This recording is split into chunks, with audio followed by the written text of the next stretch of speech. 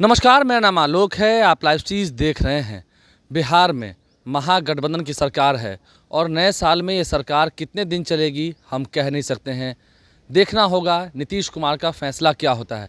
नीतीश कुमार के फैसले का इंतज़ार है। लेकिन सबसे पहले इस वीडियो की हम जब शुरुआत करें, आपको सबसे बड़ी खबर ये बता दें, आज इंडिया अलायंस के नेताओं की वर्चुअल मीटिंग होनी थी, डिजिटल बैठक होनी थी। डिजिटल तरीके से डिजिटली वो जुड़कर ऑनलाइन माध्यम से वो मीटिंग करते। लेकिन अभी जो जानकारी निकल के आ रही है, ये मीटिंग नहीं हो पाएगी क्योंकि कोई वक्त तय नहीं किया गया था। अभी तक कोई वक्त की जानकारी नहीं है। कौन कौन से नेता इसमें जुड़ेंगे ये बात भी तय नहीं थी, क्योंकि तमाम जितनी क्षेत्रीय पार्टियां हैं या कांग्रेस पार्टी को उससे कहा गया था कि मल्लिकार्जुन खड़गे इस मीटिंग में शामिल होंगे, सीट शेयरिंग को लेकर चर्चाएं होंगी। लेकिन नीतीश कुमार को क्या संयोजक बनाया जाएगा, इस पर भी फैसला होने वाला था। इस मीटिंग में नीतीश कुमार क्या संयोजक बनाए जाएंगे। देखिए, अगर हम बिहार में आरजेडी की बात करें तो आरजेडी बिल्कुल तैयार है कि आरजेडी चाहती है कि नीतीश कुमार इंडिया अलायंस का नेतृत्व करें या उसे कन्वेनर बनाया जाए, संयोजक बनाया जाए। लेकिन नीतीश कुमार के मन में क्या है फिलहाल कह नहीं सकते हैं। देखिए, नए साल का आगाज़ हो चुका है। इस नए साल में मैंने भी लगभग जेडीयू के दर्जनों नेताओं और कई सारे मंत्रियों से मुलाकात की है। आपको मैं बता दूं, उन नेताओं का साफ साफ ये कहना है, हम भी उनसे यही पूछते हैं ऑफ द रिकॉर्ड। मैं किसी का नाम नहीं लूँगा इस वीडियो में, हम किसी का भी नाम नहीं लेंगे क्योंकि कई सारे, मैंने कहा, दर्जनों विधायकों से, कई मंत्रियों से मुलाकात हुई है। उनका साफ साफ कहना है कि नीतीश कुमार का, उनके नेता का, जो कि अब उनके पार्टी के राष्ट्रीय अध्यक्ष भी हैं, उनका मन और दिल अब वहीं है। कहाँ है आप समझ सकते हैं। उनका मन और दिल अब वहीं है, यानी कि इशारा बीजेपी की ओर है। बीजेपी के साथ नीतीश कुमार फिर जा सकते हैं। देखिए, इंडिया अलायंस की बैठक हुई, नीतीश कुमार ने क्या कुछ नहीं प्रयास किया, जो हकीकत बात है।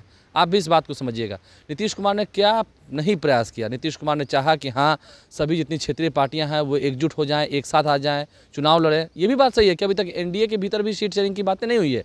लेकिन एनडीए की ओर से जिस तरह से आक्रामक प्रचार किया जा रहा है, जितनी तैयारियाँ एनडीए के नेता कर रहे हैं अभी से ही लोकसभा चुनाव को लेकर, क्या सच में इंडिया अलायंस के नेता साथ बैठ कर भी उतना कर पा रहे हैं? आप खुद इसे जज कीजिए। जो हमारे व्यूअर्स हैं इस बात को खुद जानेंगे।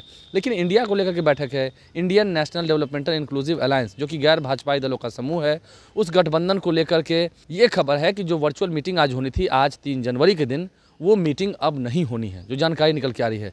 यानी कि नीतीश कुमार के जो कन्वेनर बनने पर फैसला होना था, अब वो भी फिलहाल टल गया है, वो भी नहीं होगा।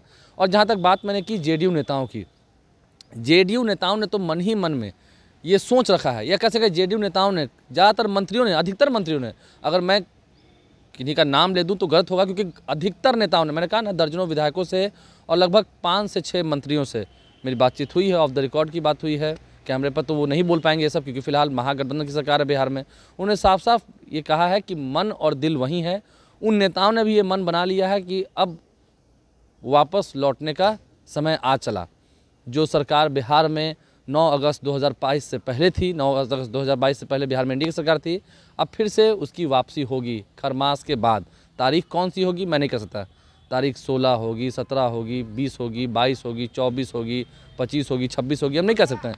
तारीख मुझे नहीं पता, लेकिन ये बात भी तय है कि नीतीश कुमार का मन और दिल तो वहीं है। ये जेडीयू के बड़े बड़े विधायक हैं, नेता हैं, मंत्री हैं, वो इस बात को मानने लगे हैं, इसलिए अब खामोशी भी है। देखिए, पिछले दिनों जो कार्यकारिणी की बैठक हुई थी उसमें नीतीश कुमार ने लगभग 32-33 मिनट का भाषण दिया था अपने पार्टी के वरिष्ठ नेताओं के सामने। उस 32 मिनट के भाषण में 32 सेकंड भी बीजेपी के खिलाफ नहीं कहा था नीतीश कुमार ने, एक शब्द भी बीजेपी के खिलाफ नहीं कहा था। हालांकि कांग्रेस के खिलाफ उनकी खींच थी कि क्यों जो जाति आधारित गणना हुई बिहार में उसका प्रचार कांग्रेस नहीं करती है अन्य राज्यों में जहां उसकी सरकार है, या वहां उसे लागू नहीं कराती है। ये सब शिकायतें थी, कांग्रेस को लेकर नाराजगी नीतीश कुमार के मन में है।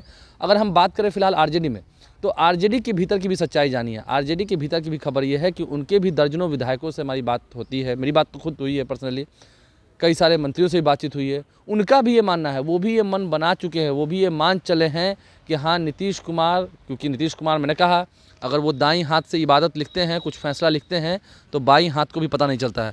नीतीश कुमार ने मन बना लिया है, ये बात तो तय है। जेडीयू के विधायक भी जानते हैं, इस बात को मानते हैं। बीजेपी के विधायक तो खैर क्या सोच रहे हैं वो तो अलग बात है, अभी नहीं कह सकते हैं, क्योंकि बीजेपी की ओर से भी कहा जा रहा है कि दरवाज़ा बंद है। सुशील मोदी बिहार सरकार में पहले उप मुख्यमंत्री रहे हैं, अभी राज्यसभा के सांसद हैं, वो तो कह रहे थे कि नीतीश कुमार इंडिया में अच्छी पहुँच बनाने के लिए, इंडिया में अच्छा पद पाने के लिए, किसी अच्छे पद पर जाने के लिए वो प्रेशर पॉलिटिक्स कर रहे हैं। ये प्रेशर पॉलिटिक्स है नीतीश कुमार का। सुशील मोदी ये कह रहे थे। बीजेपी की ओर से प्रदेश अध्यक्ष समाज चौधरी पहले ही कह रहे हैं कि दरवाज़ा बंद है, एंट्री नहीं है इधर। लेकिन हाँ, फैसला तो नरेंद्र मोदी को करना है ना, फैसला तो अमित शाह को करना है। क्या सच में बिहार बीजेपी के नेता जो चाहेंगे वही होगा, या बीजेपी के भीतर जो नरेंद्र मोदी चाहेंगे, अमित शाह चाहेंगे वो होगा? और नीतीश कुमार नरेंद्र मोदी अगर फ़ोन पर बात भी करते हैं तो ये बात कमरे के बाहर फिर आएगी कैसे?